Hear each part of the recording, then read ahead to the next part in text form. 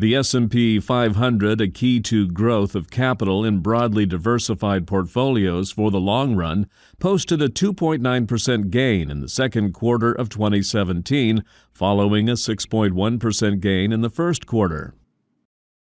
Total return on the S&P 500 since 1926 has averaged about 10%, making the 9.2% return in the first half of 2017 an exceptionally strong start to the year.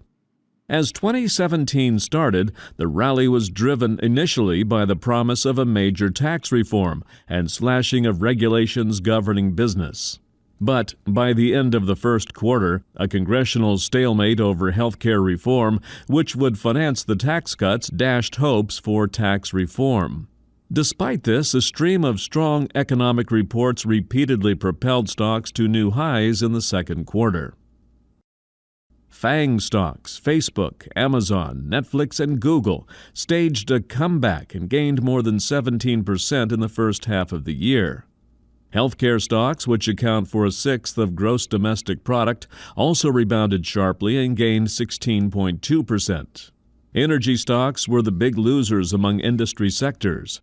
Domestic oil production has become more efficient and more U.S. rigs are in operation, yet the average price of a barrel of oil has stayed below $50 per barrel.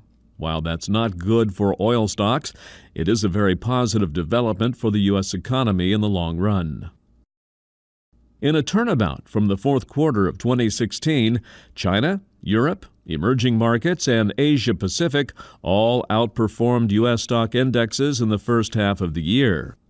Also staging a turnabout, large company shares in the S&P 500 outperformed medium and small company shares in the same period.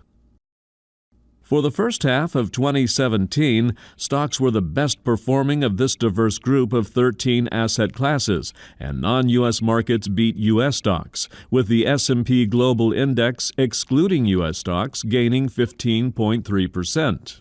Foreign economies posted improving economic data, and their stock markets caught up with the fourth quarter Trump rally in U.S. stocks. Gold rallied, reversing its fourth quarter slump on U.S. dollar strength. Oil, master limited partnerships, and commodities all posted losses.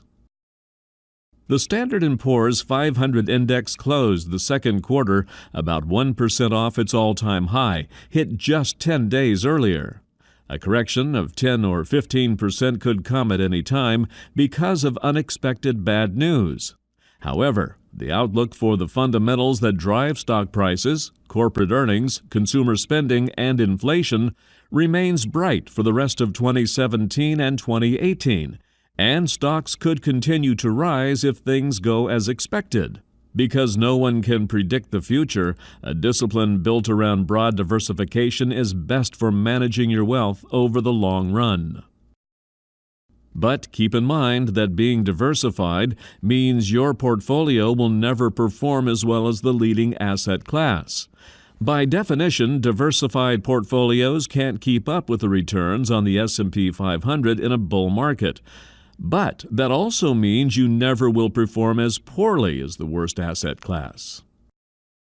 Diversifying is a systematic way of trying to moderate the ups and downs of investing for the long run. If you're on a path with steep ups and downs, you are less likely to get where you're trying to go. A frightful descent is more likely to make you abandon course. If you own an all-stock portfolio, you'll bail out of the market when things get scary. The moderate path is not as exciting, but it is easier to complete.